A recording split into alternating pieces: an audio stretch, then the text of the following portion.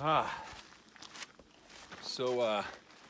recently came upon the work of a Jewish mystic from the 1920s named Martin Buber, who wrote this book called I and Thou.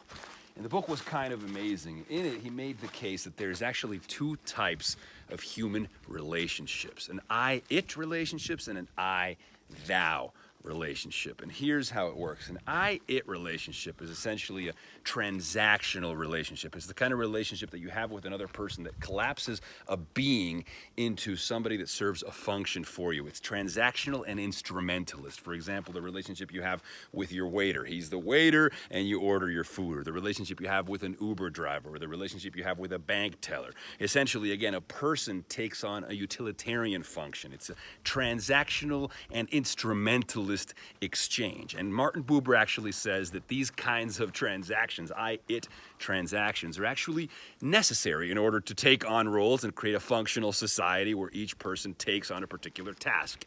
That's fine.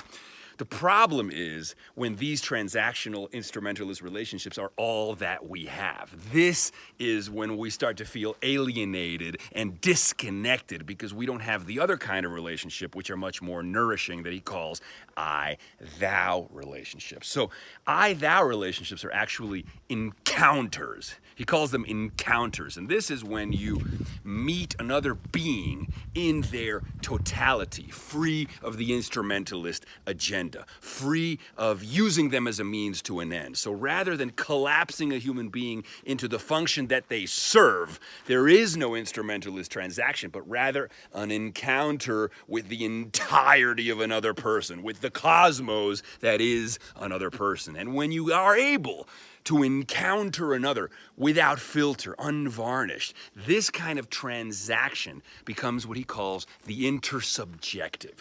These encounters, these intersubjective encounters where two minds meet, creates this space that Buber calls the between. And the between, this intersubjective cosmology opened up between two people during an I-thou encounter, is where God lives.